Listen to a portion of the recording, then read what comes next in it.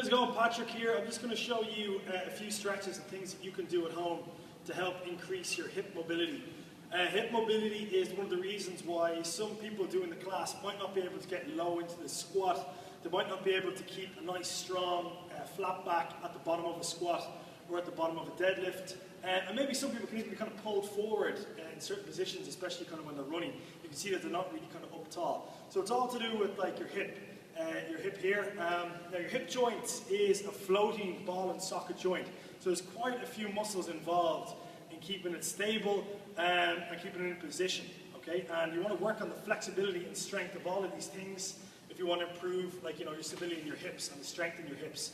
Now we'll take care of quite a lot of the strengthening part of what you need to do for your hips. And we also do a bit of flexibility. We try and keep good range in a lot of our exercises. But some people just might need to do a little bit extra at home. And indeed, everybody who does these exercises and stretches will feel a little bit of benefit from it. Okay, whether it's depth in the squat, power in a run, extra height in your jump squat, it will pretty much benefit you in some way. Okay, so we'll start off with some of the more unorthodox stretching exercises you can do. So I've got a plyometric box and a kettlebell. You don't need a kettlebell or plyometric box. You just need essentially some sort of a weight that you can hold on to and something you can get your kind of leg up on. Okay, so we'll start off the kettlebell first. Now, this is a really good one for sort of mobilizing your groin, okay, and helping you get like nice and deep into your squat. Okay, so I'm going to give you a bit of a side profile here. So you're going to come wide, nice wide into like a sumo squat position. Okay, now try and stay as upright as you can. You're going to squat down. Okay, keeping all your body weight down through your heels, and then what you're going to do is just tuck your fingers underneath the kettlebell. That could be anything, whatever you can kind of get your hands on. If it's a dumbbell or something kind of heavy that you can work from the ground, or maybe there's something even on the ground that you can pull yourself down that's actually kind of like locked into the ground. What you're going to do is you're just going to gently pull yourself down towards the kettlebell. And I'm getting a pretty good stretch in my groin. Okay, and then you can actually work to separate your knees. That's really bringing the stretch into the groin. I really improve my flexibility. And then every now and then I just sort of straighten my back, and I'm really kind of working into my glutes here. My glutes are nice and low to the ground. So pull it down. You can go for about 15-20 seconds. Release, shake out the legs, and then take it back down again. And you can actually see how typical that would be to coming down low into a squat. Okay, it's a pretty functional exercise. It mimics exactly what you're supposed to be doing. Okay. Now, another good one that you can do, you can pretty much work these side by side. You can do them like once every second day, maybe, these ones, because they're very deep stretch. And this one is good for, flexing the hip and then the outward rotation. Okay, so you're pretty much doing both. So your leg comes high, you can just come around me there, get a good view of it. So your leg comes high, you're putting it flat on the box. Now roughly, you're trying to get, your calf just sort of parallel to the ground. Okay, what you do is sit back, stick your bum out, and there, I can feel it really getting into your hip, really getting into your glutes. And essentially just going to fold over and just sort of sit back and stick your bum back. Okay, so that's really good. Working at the hip, obviously you're going to do both sides. So maybe 15 seconds on one side, swap it over, and then go left, right, left, right. You can do that maybe 3 times, 15 seconds in each, just like the kettlebell one as well for your groin.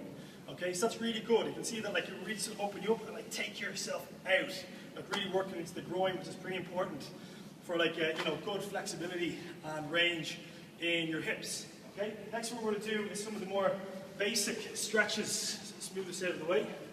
So the basic stretches that you want to do is you pretty much want to work everything that does sort of correspond to your hip. Okay, so the actual flexibility in your quads will be more about your knee. We're going to throw it in there because it's also a very important thing to do. Okay, and this one will just be just upright. Pulling the leg back. If you can double hand it, you can. Push your hip forward and pull your back heel in. Okay, just to stretch out the quads. So keep your knees together. You can see that what I'm doing here is, if you looked at my hip joint there and my pelvis, I'm just going to push it forward as much as I can. And that's going to bring the stretch into my hip flexor that just kind of goes along there and is responsible for like kind of flexing my hip as well.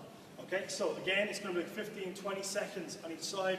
These sort of static stretches you can hold for kind of pretty much as long as you want, and you can kind of do them daily. Okay, so do both sides of the quads. Okay, and next is hamstrings. Really going for the hamstrings. Would be 2. Come down towards the ground. Step on your fingers. Okay, and then try and tuck as much of your hands in as you can, And then exhale, look forward, and then go 2. Straighten your legs. Now bring it to a point where you can't exactly get your legs straight. Now if you're holding on there, you can straighten your legs. You need to get further down to the ground, push your toes down, and then work to straighten out your legs. Okay, so you can actually brace back, hold that position for like 10 seconds, then release, go for another 10 seconds, and release. Okay, and just work it there for, about a couple of minutes. And then eventually, your legs will become straight, and you improve the flexibility in your hamstrings, which does tie in into your hip joint, okay, into your pelvis. Okay, so the next one, if you want to do this, you can alternate this on the days that you do the ones I showed you there on the kettlebell and plyometric box. This one's directly working into your groin, so you can sit down, pull your heels in, back nice and straight, and then exhale as you slowly push your knees down towards the ground. Really working in, feel a real burning sensation there. Don't start off too heavy, just kind of jerking down, nice and slow. And then what you can do is you can resist it, try and pull your knees up, and then down a little bit slower again. Okay? So that working into resistance, do maybe 3 times. Go to fight it, fight the pushing down with the elbows, and then release a little bit deeper, and find to get a little bit deeper and deeper into it each time. Okay?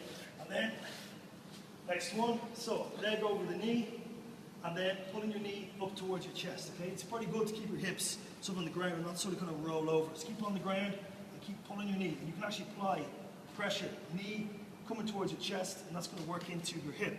So again, about 15-20 seconds in each, and then you can swap it over. Okay? So the last one I'm going to show you is for your hip flexors. Okay? This is actually a pretty good one that you would work against the wall. So if you just want to come right here, just so you can kind of get nice and close to what I'm doing.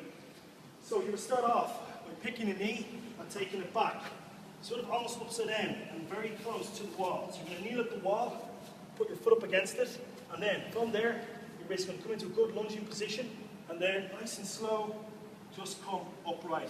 That's giving me a big stretch in my hip flexor. I'll swap the legs over so you'll be able to see exactly where I'm working. So, bring it right into the hip flexor, you swap it over, so knee comes against the wall, bringing it forward, and this one feels a little bit tighter actually. I would have thought it'd be the other way around. So, really in there, you should feel a big pull, big stretch in at the hip flexor. And basically, if you don't feel it, what you can do is think about grabbing your hip, think about your pelvis being like a bucket of water, and just tilt it back, okay? Don't pour it, tip it back, and then that really accentuates the stretch. Because my hip flexor ties into your pelvis, so when you pull your pelvis back, it increases the stretch. And it's just going to keep working back and back and back, and really just help to increase your overall hip flexibility, especially when you're doing squats.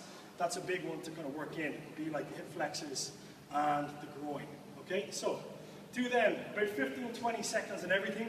The actual static stretches, not the kettlebell in the box, you can do every day and pretty much as you like.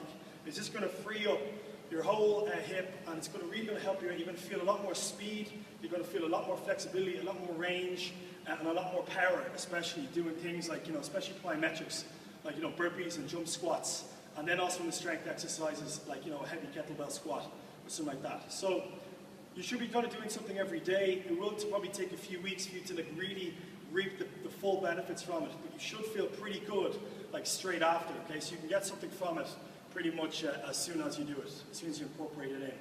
Yeah, so if you have any questions, you can contact me. You can get through to me on underground.ie, or if you're already a member, you should have my mobile number, so you can ask me any questions if you want. All right, so this is Patrick signing off. Again, any questions, just let me know. I'll see you in session soon.